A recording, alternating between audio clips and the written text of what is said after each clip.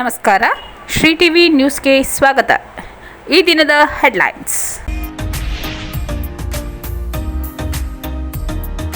ಮುಖ್ಯಮಂತ್ರಿ ಸಿದ್ದರಾಮಯ್ಯ ಅವರಿಂದ ಗುಂಡ್ಲುಪೇಟೆಯಲ್ಲಿ ವಿವಿಧ ಅಭಿವೃದ್ಧಿ ಕಾಮಗಾರಿಗಳಿಗೆ ಶಂಕುಸ್ಥಾಪನೆ ಹಾಗೂ ಉದ್ಘಾಟನಾ ಕಾರ್ಯಕ್ರಮ. ಆಕ್ಸಿಜನ್ ದುರಂತ ಸಂತ್ರಸ್ತರಿಗೆ ಉದ್ಯೋಗದ ಭಾಗ್ಯ. ಉಪಮುಖ್ಯಮಂತ್ರಿ ಡಿಕೆ ಶಿವಕುಮಾರ್. ಜಿಲ್ಲೆಯಾದ್ಯಂತ ಬಸವಣ್ಣನವರ ಜಯಂತಿ ಆಚರಣೆ.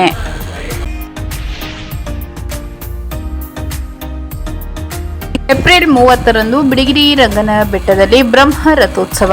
ಭಕ್ತಾದಿಗಳಿಗೆ ಮೂಲ ಸೌಕರ್ಯ ಕಲ್ಪಿಸಲು ಶಾಸಕರಾದ ಆರ್ ಕೃಷ್ಣಮೂರ್ತಿ, ಜಿಲ್ಲಾಧಿಕಾರಿ ಶ್ರೀರೂಪ ಸೂಚನೆ.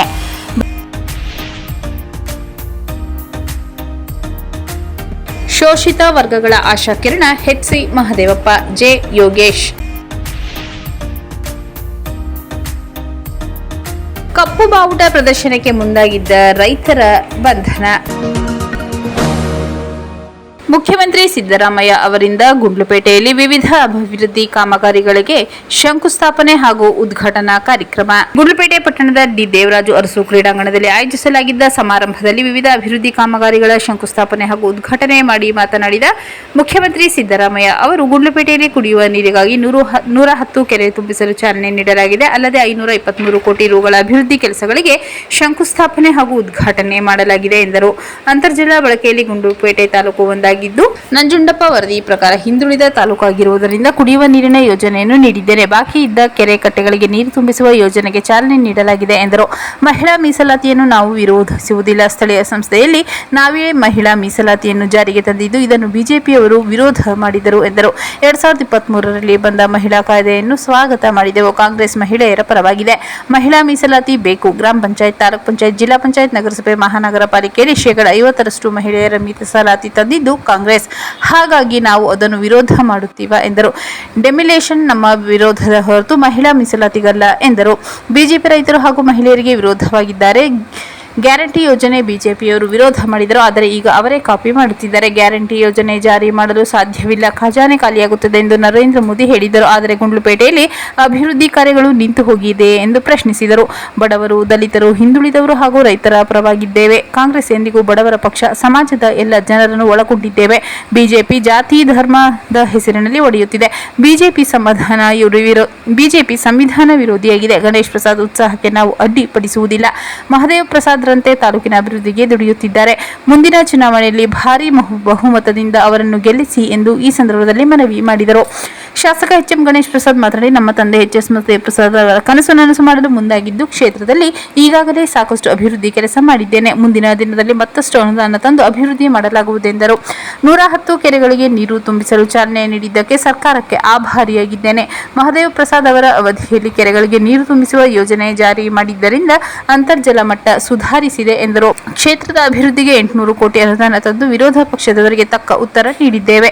ಕ್ಷೇತ್ರದ ಅಭಿವೃದ್ಧಿಗೆ ಮುಂದಾಗಿದ್ದು ಟೀಕೆ ಟಿಪ್ಪಣಿಗಳಿಗೆ ತಲೆ ಕೆಡಿಸಿಕೊಳ್ಳುವುದಿಲ್ಲ ಎಂದರು. ಕಾರ್ಯಕ್ರಮದಲ್ಲಿ ಸಚಿವರಾದ ಸತೀಶ್ ಜಾರಕಿಹೊಳಿ, ಎಚ್.ಸಿ. ಮಹದೇವಪ್ಪ, ಮಾಜಿ ಸಚಿವೆ ಗೀತಾ ಮಹದೇವ್ ಪ್ರಸಾದ್, ಸಂಸದ ಸುನಿಲ್ ಬೋಸ್, ಶಾಸಕರಾದ ಸಿ. ಪುಟ್ಟರಂಗಶೆಟ್ಟಿ, ಆರ್. ಕೃಷ್ಣಮೂರ್ತಿ, ದರ್ಶನ್, ಧ್ರುವನಾರಾಯಣ್, ಕಾಡಾ ಅಧ್ಯಕ್ಷ ಪಿ. ಮರಿಸ್ವಾಮಿ, ಜಿಲ್ಲಾ ಗ್ಯಾರಂಟಿ ಯೋಜನೆಗಳ ಅನುಷ್ಠಾನದ ಪ್ರಾಧಿಕಾರದ ಅಧ್ಯಕ್ಷ ಎಚ್. ವಿ. ಚಂದ್ರು, ಚೂಡಾ ಅಧ್ಯಕ್ಷ ಮಹಮ್ಮದ್ ಅಸ್ಗರ್, ಜಿಲ್ಲಾಧಿಕಾರಿ ಶ್ರೀರೂಪ, ಜಿಲ್ಲಾ panchayat CO Munaroth, SP Muthuraj, AC Manoj Kumar, Meena, tahsildar Tanmay ಸೇರಿದಂತೆ ಇತರರು ಹಾಜರಿದ್ದರು.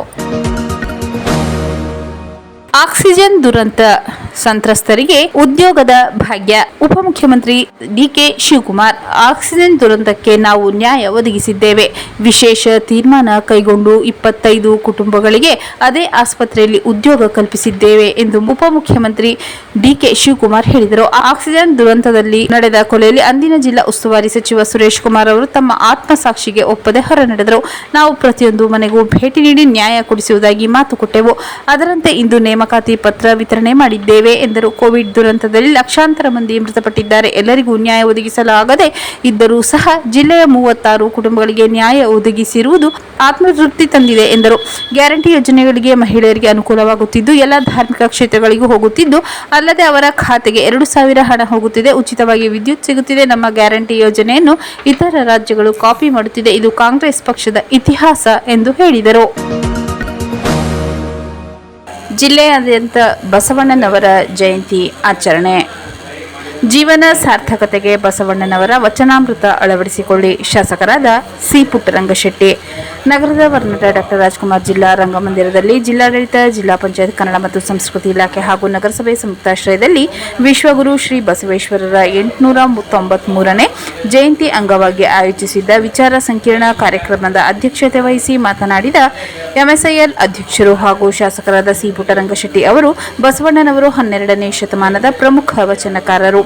ವಚನ ಸಾಹಿತ್ಯ ಮೌಲ್ಯವನ್ನು ಹೆಚ್ಚಿಸಿದವರು. ಕಳಬೇಡ, ಕೊಡಬೇಡ, ಹುಸಿಯ ನುಡಿಯಲು ಬೇಡ ಎಂದು ಸರಳ ಕನ್ನಡದಲ್ಲಿ ವಚನಗಳನ್ನು ರಚಿಸಿ ಜನಸಾಮಾನ್ಯರಿಗೆ ವಚನಾಮೃತವನ್ನು ಉಣಬಡಿಸಿದರು. ಅನುಭವ ಮಂಟಪದಲ್ಲಿ ಎಲ್ಲ ವರ್ಗದ ಜನರನ್ನು ಒಗ್ಗೂಡಿಸಿ ಸಾಂಸ್ಕೃತಿಕ ಸಾಮಾಜಿಕ ಚಿಂತನೆ ವಿಚಾರಧಾರೆಗಳ ಮೂಲಕ ಸಮಾಜ ಸುಧಾರಣೆಗೆ ಮುಂದಾದರು. ಇದನ್ನು ಮನಗಂಡ ಸರ್ಕಾರ ಬಸವಣ್ಣನವರು ಸಾಂಸ್ಕೃತಿಕ ನಾಯಕರೆಂದು ಘೋಷಿಸಿ ಗೌರವ ಸಲ್ಲಿಸಿದೆ ಎಂದು ಶಾಸಕರಾದ ಪುಟ್ಟರಂಗಶೆಟ್ಟಿ ತಿಳಿಸಿದರು. ಗುಂಡ್ಲುಪೇಟೆ ಶಾಸಕರಾದ ಎಚ್. ಎಂ. ಗಣೇಶ್ ಪ್ರಸಾದ್ ಕಾರ್ಯಕ್ರಮ ಉದ್ಘಾಟಿಸಿ ಅನುಭವ ಮಂಟಪ ಸ್ಥಾಪಿಸಿ ಎಲ್ಲರಿಗೂ ತಮ್ಮ ವಿಚಾರಧಾರೆಗಳನ್ನು ಪ್ರಸ್ತುತಪಡಿಸಲು ಅವಕಾಶಗಳನ್ನು ನೀಡಿ ಬಸವಣ್ಣನವರ ಮೌಲ್ಯಯುತ ತತ್ವಗಳನ್ನು ಎಲ್ಲರೂ ಪಾಲಿಸಬೇಕೆಂದು ಮಾತನಾಡಿದರು.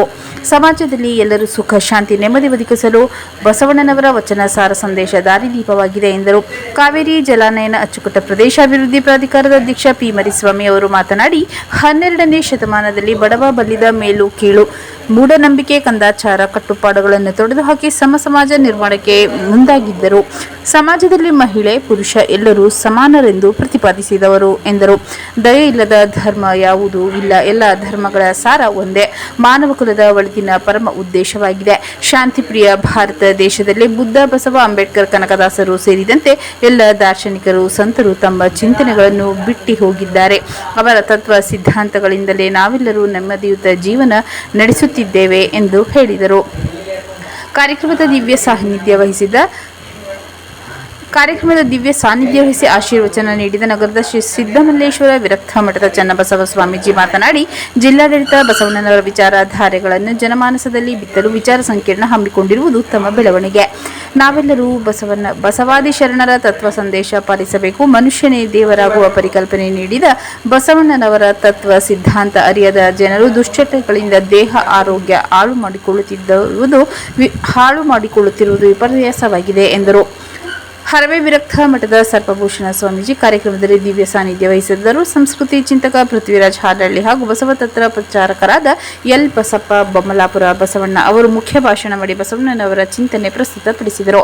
ಜಿಲ್ಲಾ ಗ್ಯಾರಂಟಿ ಯೋಜನೆಗಳ ಅನುಷ್ಠಾನ ಪ್ರಾಧಿಕಾರದ ಅಧ್ಯಕ್ಷ ಎಚ್. ವಿ. ಚಂದ್ರು, ನಗರಾಭಿವೃದ್ಧಿ ಪ್ರಾಧಿಕಾರದ ಅಧ್ಯಕ್ಷ ಮಹಮ್ಮದ್ ಅಸ್ಕರ್ ಮುನ್ನಾ, ಜಿಲ್ಲಾಧಿಕಾರಿ ಶ್ರೀರೂಪಾ, ಜಿಲ್ಲಾ ಪಂಚಾಯತ್ ಸಿಇಒ ಮೋನಾರು, ಹೆಚ್ಚುವರಿ ಜಿಲ್ಲಾಧಿಕಾರಿ ಟಿ. ಜವರೇಗೌಡ, ಹೆಚ್ಚುವರಿ ಪೊಲೀಸ್ ವರಿಷ್ಠಾಧಿಕಾರಿ ಎಂಎನ್ ಶಶಿಧರ್, ನಗರಸಭಾ ಪೌರಾಯುಕ್ತ ಪರಶುರಾಮ್ ಛಲವಾದಿ, ನಗರಾಭಿವೃದ್ಧಿ ಕೋಶ ಯೋಜನಾ ನಿರ್ದೇಶಕ ವೆಂಕಟೇಶ್, ಕನ್ನಡ ಮತ್ತು ಸಂಸ್ಕೃತಿ ಸಹಾಯಕ ನಿರ್ದೇಶಕ ರಾಜು, ಅಖಿಲ ಭಾರತ ವೀರಶೈವ ಮಹಾಸಭಾ ಅಧ್ಯಕ್ಷ ಮೂಡ್ಲುಪುರ ನಂದೀಶ್ ಸೇರಿದಂತೆ ಇತರರು ಕಾರ್ಯಕ್ರಮದಲ್ಲಿ ಉಪಸ್ಥಿತರಿದ್ದರು.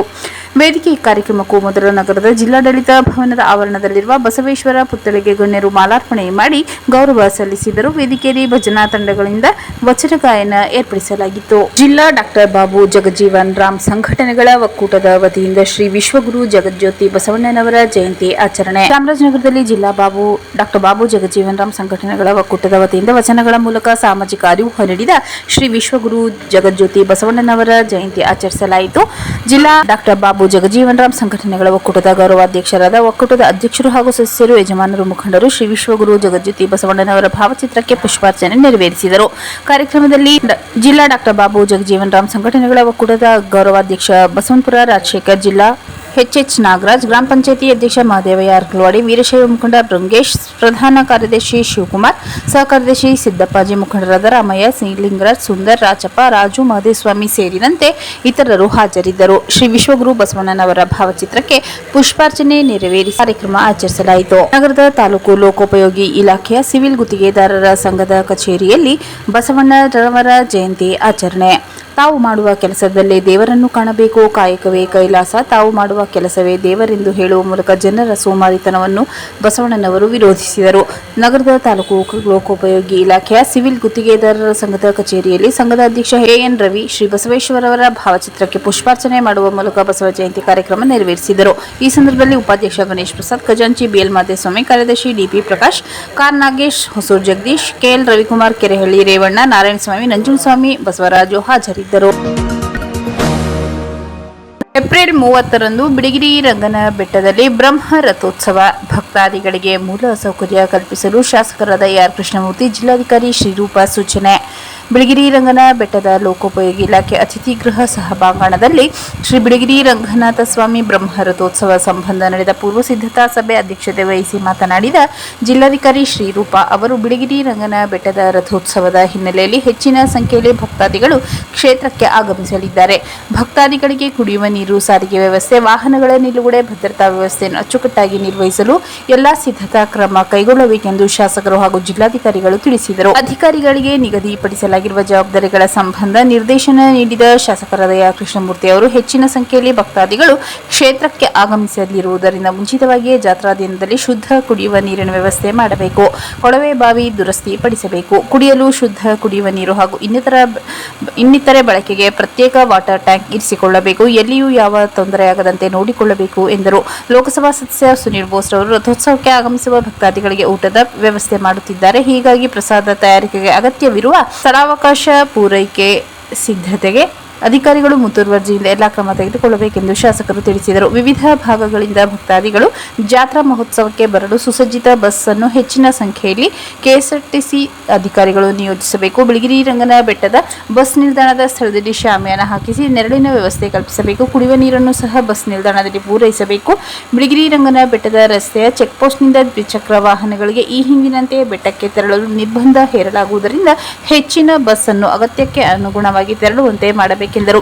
ಬೆಟ್ಟದ ರಸ್ತೆಯ ಎಡ ಹಾಗೂ ಬಲಭಾಗದಲ್ಲಿ ರಸ್ತೆ ಹಳ್ಳಕೊಳ್ಳಗಳಿಂದ ಕೂಡಿದ್ದು, ಇದನ್ನು ಸರಿಪಡಿಸಿ ವಾಹನ ಸುಗಮ ಸಂಚಾರಕ್ಕೆ ಅವಕಾಶ ಕಲ್ಪಿಸಿಕೊಡಬೇಕೆಂದು ಲೋಕೋಪಯೋಗಿ ಇಲಾಖೆ ಅಧಿಕಾರಿಗಳಿಗೆ ಶಾಸಕರು ನಿರ್ದೇಶನ ನೀಡಿದರು. ಈ ವೇಳೆ ಇಲಾಖೆಯ ಹಿರಿಯ ಅಧಿಕಾರಿಗಳೊಂದಿಗೆ ದೂರವಾಣಿ ಮೂಲಕ ಮಾತನಾಡಿದ ಶಾಸಕರು, ರಸ್ತೆ ಸರಿಪಡಿಸಲು ಶೀಘ್ರವೇ ಮುಂದಾಗಬೇಕು. ಈ ನಿಟ್ಟಿನಲ್ಲಿ ಸ್ಥಳೀಯ ಇಂಜಿನಿಯರ್ಗಳಿಗೆ ಸೂಚಿಸುವಂತೆ ಹೇಳಿದರು.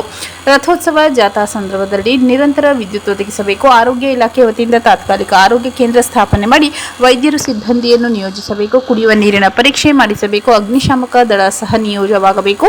ಕ್ಷೇತ್ರದಲ್ಲಿ ಸ್ವಚ್ಛತೆ ಕಾಪಾಡಿಕೊಳ್ಳಲು ಇತರ ಕಡೆಯಿಂದ ಪೌರಕಾರ್ಮಿಕರ ಸಿಬ್ಬಂದಿಯನ್ನು ನಿಯೋಜಿಸಬೇಕು. ಕಸ ವಿಲೇವಾರಿಗಾಗಿ ತ್ವರಿತವಾಗಿ ಆಗಬೇಕೆಂದು ಶಾಸಕರು ತಿಳಿಸಿದರು. ಜಿಲ್ಲಾ ಗ್ಯಾರಂಟಿ ಯೋಜನೆಗಳ ಅನುಷ್ಠಾನ ಸಮಿತಿ ಅಧ್ಯಕ್ಷ ಎಚ್.ಬಿ. ಚಂದ್ರು, ಜಿಲ್ಲಾ ಪೊಲೀಸ್ ವರಿಷ್ಠಾಧಿಕಾರಿ ಮುತ್ತುರಾಜ್, ಉಪ ವಿಭಾಗಾಧಿಕಾರಿ ದಿನೇಶ್ ಕುಮಾರ್ ಮೀನಾ, ತಹಸೀಲ್ದಾರ್ ನಯನ, ದೇವಾಲಯದ ಆಗಮಿಕರಾದ ನಾಗೇಂದ್ರ ಭಟ್, ಅರ್ಚಕರಾದ ಎಎಸ್ ರವಿಕುಮಾರ್, ದೇವಾಲಯ ವ್ಯವಸ್ಥಾಪನಾ ಸಮಿತಿ ಅಧ್ಯಕ್ಷರಾದ ಜೆ. ಶ್ರೀನಿವಾಸ್, ಸಮಿತಿ ಸದಸ್ಯರು ಸೇರಿದಂತೆ ಇತರ ಮುಖಂಡರು, ಲೋಕೋಪಯೋಗಿ ಇಲಾಖೆ ಕಾರ್ಯಪಾಲಕ ಇಂಜಿನಿಯರ್ ಕಿರಣ್, ಗ್ರಾಮೀಣ ಕುಡಿಯುವ ನೀರು ಮತ್ತು ನೈರ್ಮಲ್ಯ ಇಲಾಖೆ ಕಾರ್ಯಪಾಲಕ ಇಂಜಿನಿಯರ್ ಸಂತೋಷ್, ಇಮ್ಯಾನ್ಯುಯಲ್, ಕೆಎಸ್ಆರ್ಟಿಸಿ ವಿಭಾಗೀಯ ನಿಯಂತ್ರಣಾಧಿಕಾರಿ ನಾಗರಾಜ್, ದೇವಾಲಯದ ಕಾರ್ಯನಿರ್ವಾಹಕ ಅಧಿಕಾರಿ ಸುರೇಶ್ ಸೇರಿದಂತೆ ಇತರ ಅಧಿಕಾರಿಗಳು ಸಭೆಯಲ್ಲಿ ಉಪಸ್ಥಿತರಿದ್ದರು. ಶೋಷಿತ ವರ್ಗಗಳ ಆಶಾಕಿರಣ ಎಚ್.ಸಿ. ಮಹದೇವಪ್ಪ, ಜೆ. ಯೋಗೇಶ್. ತಾಲೂಕಿನ ಬಿಳಿಗಿರಿ ರಂಗನ ಬೆಟ್ಟದ ಗಂಗಾಧರೇಶ್ವರ ಸ್ವಾಮಿ ದೇಗುಲದ ಆವರಣದಲ್ಲಿ ಕಾಂಗ್ರೆಸ್ ಮುಖಂಡರ ವತಿಯಿಂದ ಹಮ್ಮಿಕೊಂಡಿದ್ದ ಎಚ್.ಸಿ. ಮಹದೇವಪ್ಪ ಅವರ 73ನೇ ಜನ್ಮದಿನಾಚರಣೆ ನಿಮಿತ್ತ ಸೋಲಿಗ ಮಹಿಳೆಯರಿಗೆ ವಸ್ತ್ರ ವಿತರಣಾ ಕಾರ್ಯಕ್ರಮದಲ್ಲಿ ಭಾಗವಹಿಸಿ ಮಾತನಾಡಿದ ಜಿಲ್ಲಾ ಪಂಚಾಯತ್ ಮಾಜಿ ಉಪಾಧ್ಯಕ್ಷ ಜೆ. ಯೋಗೇಶ್ ರವರು, ಮಹದೇವಪ್ಪ ಶಾಸಕರಾಗಿ, ಮಂತ್ರಿಯಾಗಿ ರಾಜ್ಯಕ್ಕೆ ಅತ್ಯುನ್ನತ ಕೊಡುಗೆ ನೀಡಿದ್ದಾರೆ. ರಾಜಕೀಯ ಸದೃಢತೆ ಹೊಂದಿ ಸಮಾಜದಲ್ಲಿ ಅತಿ ತುಡಿತಕ್ಕೆ ಒಳಗಾದ ಸಮುದಾಯಗಳ ಆರ್ಥಿಕ ಶೈಕ್ಷಣಿಕ ಅಭಿವೃದ್ಧಿಗೆ ಬದ್ಧರಾಗಿ ಕೆಲಸ ಮಾಡುತ್ತಿದ್ದಾರೆ. ಅವರ ಪುತ್ರ ಸುನೀಲ್ ಬೋಸ್ ಕೂಡ ಚಾಮರಾಜನಗರದ ಸಂಸದರಾಗಿ ಅನೇಕ ಜನಪರ ಕೆಲಸ ಮಾಡುತ್ತಿದ್ದು, ಸೋಲಿಗರ ಅಭಿವೃದ್ಧಿಗೆ ಹೆಚ್ಚು ಕಾಳಜಿ ಹೊಂದಿರುವ ಇವರು ಮುಂದಿನ ದಿನದಲ್ಲಿ ಇಲ್ಲಿನ ಉತ್ತಮ ಕಾರ್ಯ ಹಮ್ಮಿಕೊಳ್ಳಲು ಉತ್ಸುಕರಾಗಿದ್ದಾರೆ. ಆದಷ್ಟು ಬೇಗ ಇಲ್ಲಿ ಕಾರ್ಯಕ್ರಮ ರೂಪಿಸಲಾಗುವುದೆಂದರು. ಗ್ಯಾರಂಟಿ ಯೋಜನೆ ಅನುಷ್ಠಾನ ಸಮಿತಿ ಜಿಲ್ಲಾಧ್ಯಕ್ಷ ಎಚ್.ಬಿ. ಚಂದ್ರು ಮಾತನಾಡಿ, ಮಹದೇವಪ್ಪ ಸಂವಿಧಾನದ ಬಗ್ಗೆ ಅಪಾರ ಕಾಳಜಿ ಹೊಂದಿದ್ದು, ಸಂವಿಧಾನ ಪೀಠಿಕೆಯನ್ನು ಶಾಲೆಗಳಲ್ಲಿ ವಿದ್ಯಾರ್ಥಿಗಳಿಗೆ ಹೇಳಿಸುವ ಮೂಲಕ ನಮ್ಮ ದೇಶದ ಸಂವಿಧಾನದ ಅರಿವನ್ನು ಪ್ರಾಥಮಿಕ ಹಂತದಲ್ಲೇ ನೀಡುವ ಕೆಲಸ ಮಾಡಿದ್ದಾರೆ. ಸಂವಿಧಾನದ ಆಶಯದಂತೆ ಆಡಳಿತ ಮಾಡುತ್ತಿರುವ ಒಬ್ಬ ಮುತ್ಸದ್ದಿ ರಾಜಕಾರಣಿಯಾಗಿದ್ದಾರೆ. ಅಲ್ಲದೆ 6 ಬಾರಿ ಶಾಸಕರಾಗಿ, 4 ಬಾರಿ ಸಚಿವರಾಗಿ, ಅನೇಕ ಜನಾನುರಾಗಿ ಕೆಲಸಗಳನ್ನು ಮಾಡುತ್ತಿದ್ದಾರೆ. ಇವರು ಆರೋಗ್ಯ ಮಂತ್ರಿಗಳಾಗಿದ್ದಾಗ ಎಲ್ಲ ಬಿಪಿಎಲ್ ಹೊಂದಿರುವ ಕಾರ್ಡ್ದಾರರಿಗೂ ಉಚಿತ ಆರೋಗ್ಯ ಸೇವೆ ಆರಂಭಿಸಿದ್ದರು. ಆಸ್ಪತ್ರೆಗಳ ಸುಧಾರಣೆ ಕ್ರಾಂತಿಯು ಅಲ್ಲಿಂದಲೇ ಆರಂಭವಾಯಿತು ಎಂದರು. ಸೋಲಿಗ ಮಕ್ಕಳು, ಮಹಿಳೆಯರು ಕೇಕ್ ಕತ್ತರಿಸಿದರು. ಸೋಲಿಗ ಮಹಿಳೆಯರಿಗೆ ಸೀರೆ ವಿತರಣೆ ಮಾಡಿ ಅನ್ನದಾನ ಮಾಡಲಾಯಿತು. ಜಿಲ್ಲಾ ಪಂಚಾಯತ್ ಮಾಜಿ ಉಪಾಧ್ಯಕ್ಷೆ ಕೇತಮ್ಮ, ಮುಖಂಡರಾದ ವೆಂಕಟೇಶ್, ಕಮಲಮ್ಮ, ಮಾದಮ್ಮ, ಗುರ್ಲಿಂಗಯ್ಯ, ಮಲ್ಲೇಶ್, ರವಿಕುಮಾರ್, ಶಿವಬಲ್ಲು, ಕಾರಣ, ಕೇತೇಗೌಡ ಸೇರಿದಂತೆ ಅನೇಕರು ಹಾಜರಿದ್ದರು. ಕಪ್ಪು ಕಪ್ಪು ಬಾವುಟ ಪ್ರದರ್ಶನಕ್ಕೆ ಮುಂದಾಗಿದ್ದ ರೈತರ ಬಂಧನ. ಮುಖ್ಯಮಂತ್ರಿ ಸಿದ್ದರಾಮಯ್ಯ ಅವರಿಗೆ ಕಪ್ಪು ಬಾವುಟ ಪ್ರದರ್ಶನ ಮಾಡಲು ಮುಂದಾಗಿದ್ದ ರೈತ ಮುಖಂಡರನ್ನು ಪೊಲೀಸರು ಬಂಧಿಸಿದ್ದಾರೆ. ಪಟ್ಟಣದ ಕೋಡಿಹಳ್ಳಿ ಸರ್ಕಲ್ನಲ್ಲಿ ಜಮಾಯಿಸಿದ ರೈತ ಸಂಘದ ಪದಾಧಿಕಾರಿಗಳು ಮೆರವಣಿಗೆ ಮೂಲಕ ಊಟಿ ಸರ್ಕಲ್ ಕಡೆ ತೆರಳುತ್ತಿದ್ದರು. ಈ ವೇಳೆ ಊಟಿ ಸರ್ಕಲ್ ಬಳಿ ಪೊಲೀಸರು ಪ್ರತಿಭಟನಾಕಾರರನ್ನು ಅಡ್ಡಗಟ್ಟಿದರು. ಈ ವೇಳೆ ಪೊಲೀಸರು ಹಾಗೂ ರೈತರ ಸಂಘದ ಮುಖಂಡರ ನಡುವೆ ಮಾತಿನ ಚಕಮಕಿ ನಡೆಯಿತು. ರಾಜ್ಯ ಸರ್ಕಾರ ಹಾಗೂ ಸಿಎಂ ಸಿದ್ದರಾಮಯ್ಯ ವಿರುದ್ಧ ಪ್ರತಿಭಟನಾಕಾರರು ಘೋಷಣೆ ಕೂಗಿ ಆಕ್ರೋಶ ಹೊರಹಾಕಿದರು. ಕರ್ನಾಟಕ ರಾಜ್ಯ ರೈತ ಸಂಘ ಹಾಗೂ ಹಸಿರು ಸೇನೆಯ ರಾಜ್ಯ ಉಪಾಧ್ಯಕ್ಷ ಗುರುಪ್ರಸಾದ್ ಮಾತನಾಡಿ, ಈಗಾಗಲೇ ಜಿಲ್ಲೆಯಲ್ಲಿ 4 ಹಂತಗಳಲ್ಲಿ ಕೆರೆಗಳಿಗೆ ನೀರು ತುಂಬಿಸುವ ಯೋಜನೆ ಪೂರ್ಣವಾಗಿಲ್ಲ. ಅಲ್ಲದೆ ಆ ಕೆರೆಗಳಿಗೆ ಸರಿಯಾಗಿ ನೀರು ತುಂಬಿಸುತ್ತಿಲ್ಲ. ಹೀಗಿದ್ದರೂ ಸಹ ಮತ್ತೆ 110 ಕೆರೆಗಳಿಗೆ ನೀರು ತುಂಬಿಸುವ ಯೋಜನೆಗೆ ಚಾಲನೆ ನೀಡಲು ಮುಂದಾಗಿರುವುದು ಎಷ್ಟರ ಮಟ್ಟಿಗೆ ಸರಿ ಎಂದು ಪ್ರತಿಭಟನಾಕಾರರು ಪ್ರಶ್ನಿಸಿದರು. ಇದರಿಂದ ರೈತರ ಶ್ರೇಯೋಭಿವೃದ್ಧಿ ಕಾಣುತ್ತಿಲ್ಲ. ಆದ್ದರಿಂದ ಇದನ್ನು ವಿರೋಧಿಸುತ್ತಿದ್ದು, ಯಾವತ್ತು ಮನವಿ ಕೊಟ್ಟರೂ ಕಸದ ಬುಟ್ಟಿಗೆ ಹಾಕಿ ಹೋಗುತ್ತಾರೆ. ಆದ್ದರಿಂದ ಮನವಿ ಕೊಡದೆ ಕಪ್ಪು ಬಾವುಟ ಪ್ರದರ್ಶನಕ್ಕೆ ಮುಂದಾಗಿದ್ದೇವೆ ಎಂದರು. ಪ್ರತಿಭಟನೆಯಲ್ಲಿ ಜಿಲ್ಲಾಧ್ಯಕ್ಷ ಮಾಡರಳ್ಳಿ ಮಾದೇವಪ್ಪ, ಪದಾಧಿಕಾರಿ ಮೂರ್ತಿ ಬುದ್ಧಿ, ಪುಟ್ಟಬುದ್ಧಿ, ಹಿರಿಯಕಾಡಿ ಚಿಕ್ಕಣ್ಣ, ರಂಗಸ್ವಾಮಿ, ಅಂಬಳೆ ವಿಜಿ, ಮಹದೇವಸ್ವಾಮಿ, ಮಹದೇವಪ್ಪ ಸೇರಿದಂತೆ ಇತರರು ಭಾಗವಹಿಸಿದ್ದರು. ಮತ್ತೊಮ್ಮೆ ಮುಖ್ಯಾಂಶಗಳು.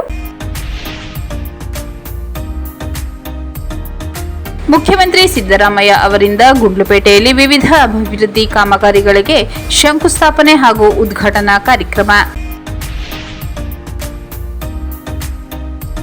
ಆಕ್ಸಿಜನ್ ದುರಂತ ಸಂತ್ರಸ್ತರಿಗೆ ಉದ್ಯೋಗದ ಭಾಗ್ಯ. ಉಪಮುಖ್ಯಮಂತ್ರಿ ಡಿಕೆ ಶಿವಕುಮಾರ್.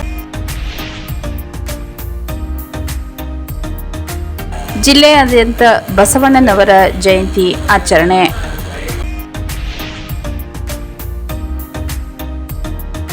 ಏಪ್ರಿಲ್ 30ರಂದು ಬಿಳಿಗಿರಿ ರಂಗನ ಬೆಟ್ಟದಲ್ಲಿ ಬ್ರಹ್ಮ ರಥೋತ್ಸವ.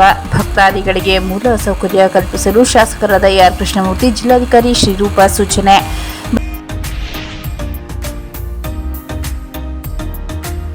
ಶೋಷಿತ ವರ್ಗಗಳ ಆಶಾಕಿರಣ ಎಚ್.ಸಿ. ಮಹದೇವಪ್ಪ, ಜೆ. ಯೋಗೇಶ್. ಕಪ್ಪು ಬಾವುಟ ಪ್ರದರ್ಶನಕ್ಕೆ ಮುಂದಾಗಿದ್ದ ರೈತರ ಬಂಧನ.